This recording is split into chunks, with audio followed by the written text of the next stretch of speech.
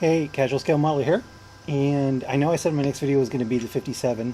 The 57 is actually done, so I will be doing a showcase video of that shortly. It's not perfect. I made a mistake on it. I tried a new product, and new products don't always go the way you want them to. And unfortunately, it screwed up the windows. So the windows aren't great. The rest of the car turned out just fine. So in this video, I'm going to be talking about the Tie Interceptor. Obviously, I made some good progress. So I took all the parts off of it, all the screws, did all the priming. So priming's going well underway. So I'm going to start painting. But I decided to start, as I said, I was going to light this thing up. And before I realized that it was 1/72nd scale, means that everything is really small. Also, the guns are not in the standard TIE fighter position on either side of the cockpit, but they're on the wing tips, so I'm not going to be able to light up the guns. So I decided to just go ahead and light up the engines. And so here's where we're at so far. I've got all the lighting actually wired.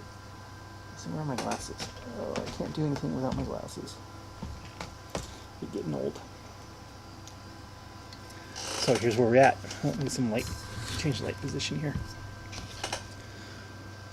So I've actually gone with three. I actually ordered a bunch of SMT LEDs, and here is my wiring so far. So I just got one little red LED on each of the engines, and I put this third one up here to light up the cockpit. Because on the cockpit piece, there's this nice hole right here, this nice window. So that's that's exactly where I put the LED. So it will shine through there and to give a nice glow to the entirety of the cockpit. Just like that.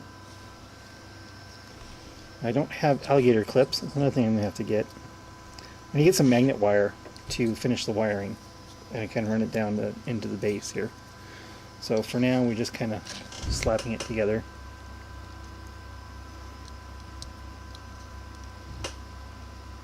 So there are the engines. Light blocking's pretty good, with just the black primer. I really like how those are coming out. And then for the cockpit glow,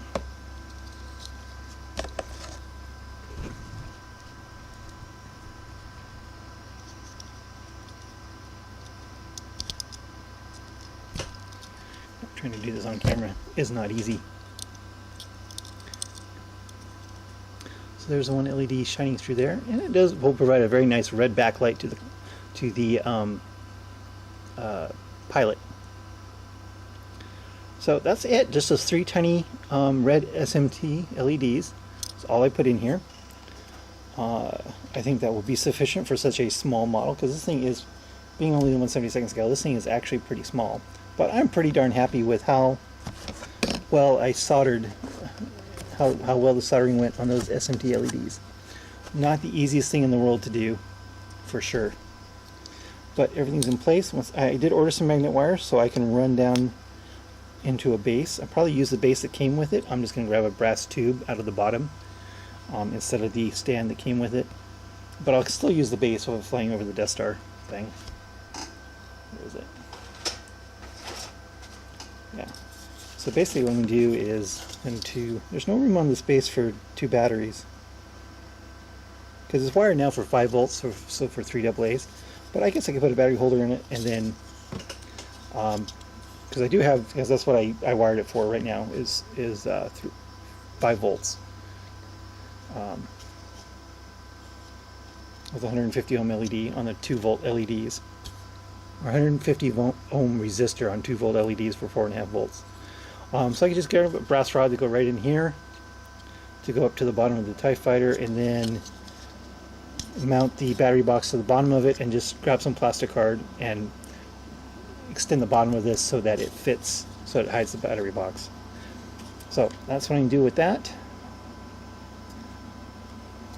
So good progress. Very happy with the way this is looking so far. So the next step with the with this TIE fighter is going to be probably painting. So I'm going to grab the gray paint. So I'm going to use, I'm not really going for accurate colors here, that's not really what I care about. So I'm going to use the colors I have, which is going to be Vallejo Light Seafoam Gray. It's going to be for the cockpit and the gray parts of the body. And then I'm going to use Citadel Mephiston Red for the entirety of the red parts.